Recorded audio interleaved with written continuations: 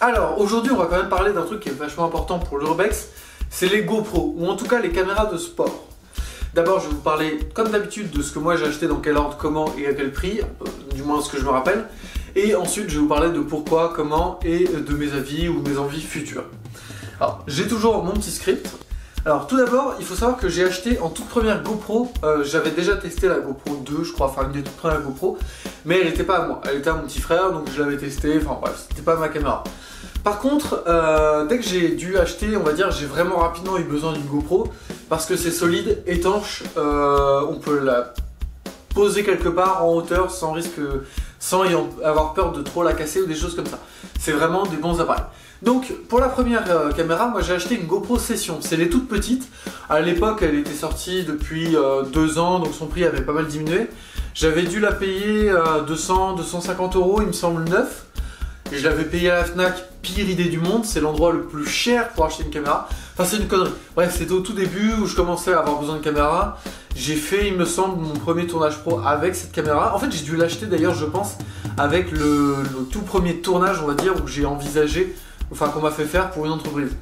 Et du coup j'ai dû dépenser cet argent pour acheter la GoPro, qui m'a ensuite servi pour le tournage d'après d'ailleurs, très pratique, parce que comme c'était un sculpteur de bronze et d'acier, on va dire qu'une caméra pas de crainte c'était assez cool à avoir.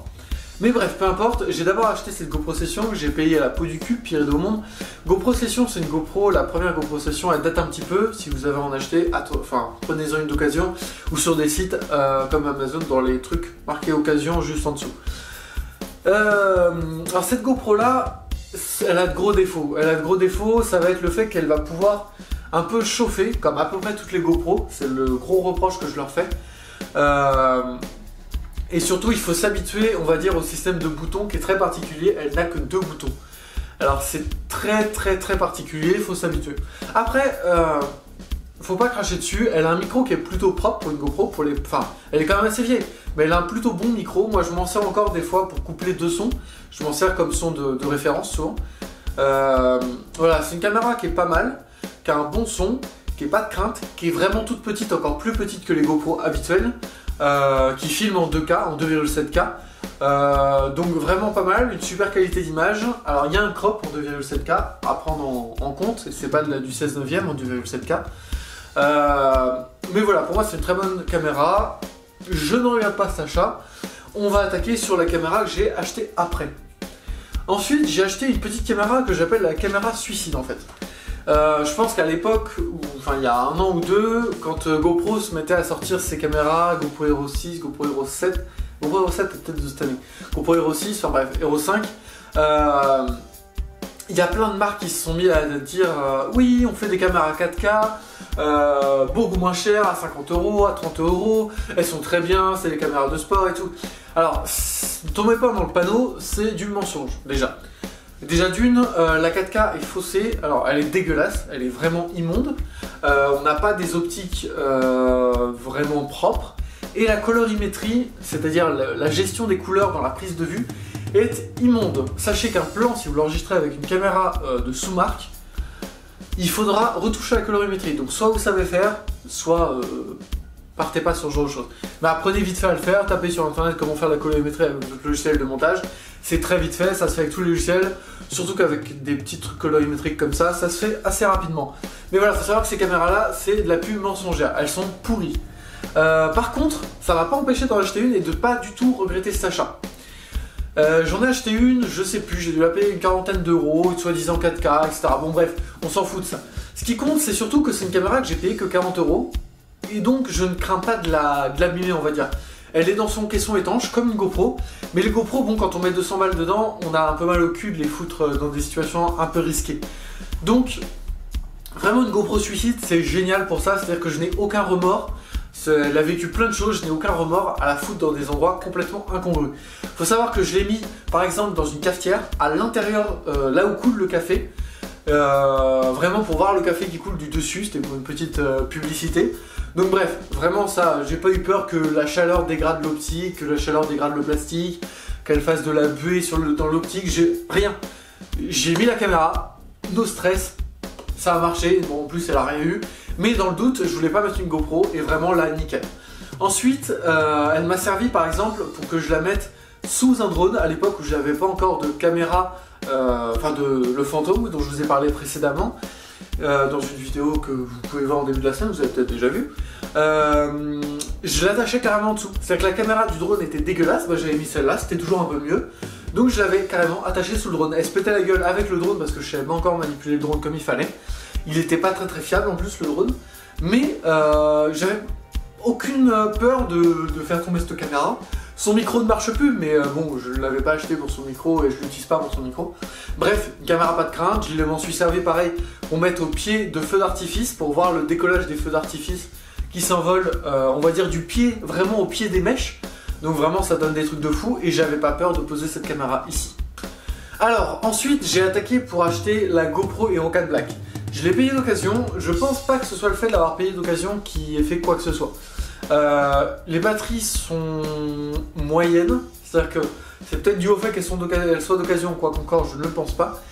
Elles durent pas vraiment très longtemps, c'est-à-dire que vous ne pouvez pas laisser votre GoPro sans recharger la caméra avant le tournage. C'est-à-dire que mon appareil photo, je peux ne pas charger la caméra pendant longtemps, la batterie va tenir. La GoPro Hero 4 Black, c'est mort. Pensez à la recharger. De plus, elle a un espèce de backpack qui permet de mettre une espèce de batterie en plus qui la fait durer plus longtemps.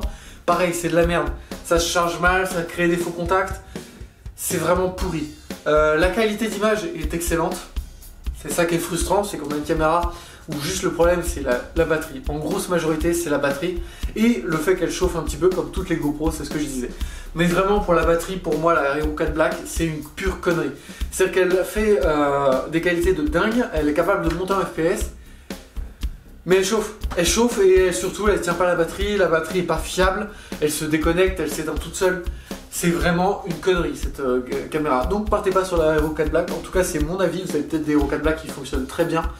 En tout cas moi, mon avis technique, mon avis d'utilisateur, il est que ça ne le fait pas. C'est pas un outil qui fonctionne comme il faut. Et enfin, on va dire ce que je compte acheter incessamment sous peu, normalement, bon, ça devait être début janvier, ce sera peut-être plutôt mois de février, je repousse actuellement un peu tout le temps cet achat. Une GoPro Fusion, une GoPro qui permet de faire de la 360. Alors, c'est pour plusieurs raisons. D'une, professionnellement, ça me sera très utile. Déjà, c'est un argument qui a le mérite d'exister. Ensuite, pour l'Urbex, il y a quelques vidéos d'Urbex en 360, mais je pense que c'est une expérience qu'il faut absolument que je fasse partager. Je veux dire, quitte à acheter une caméra en 360, autant que je vous en fasse profiter en vidéo, on va dire, sur ma chaîn Dark Urbex. Donc vraiment, la GoPro Fusion, pourquoi partir sur cette caméra 360 alors qu'il en existe une dizaine d'à peu près fiables. Alors il faut savoir que la GoPro 360, elle a le problème des GoPro, le problème de surchauffe, problème de pas mal de problèmes de fichiers, des choses comme ça. Mais d'un point de vue pro, je peux pas me permettre d'avoir une qualité pauvre. Et la GoPro Fusion, c'est celle qui a la plus haute qualité. Il faut savoir qu'en 360, on n'arrive pas pour le moment à sortir une image, enfin, en tout cas avec des caméras abordables, une image, on en sort une image carrée qu'on peut déplacer dans tous les sens. Et l'image n'atteint pas 1080p. Il me semble que la GoPro Fusion, quand on la sort en image comme ça, c'est une image en 720p. 720p ça passe encore et elle a une colorimétrique assez propre, une qualité qui est propre, donc voilà, c'est un peu faible mais ça passe. Le problème c'est que les autres caméras sont beaucoup plus pauvres en qualité vidéo. Elles ont des meilleures batteries, pas de surchauffe, meilleure stabilité, enfin bref plein de choses. Mais moins bonne qualité d'image et je peux pas me permettre, autant je peux me permettre de faire 15 fois un plan, autant je peux pas me permettre d'avoir des plans moches. Voilà, donc c'est pour ça que je pars sur la GoPro Fusion. Pour le coup, en plus, il me semble qu'elle est étanche. J'ai peur de dire une connerie, mais il me semble. Et niveau résistance, elle est costaud. Donc je vous invite un peu à voir, on va dire, sur les caméras 360 si ça vous intéresse, à vous renseigner un petit peu au cas par cas, en fonction de vos besoins, parce que c'est un petit peu plus particulier que les caméras de sport. Voilà, bon, c'est fait des vidéos un petit peu longues, c'est histoire de matos, parce qu'en plus je suis complètement, on va dire, à fond dans ce que je raconte, mais je pense que ça peut être vachement intéressant de savoir un peu vers quoi vous tournez, vers quoi ne pas vous tourner, et comment moi j'ai fait, pourquoi, etc. Donc voilà, demain on attaque le prochain sujet, et je vous dis bonne soirée. Salut.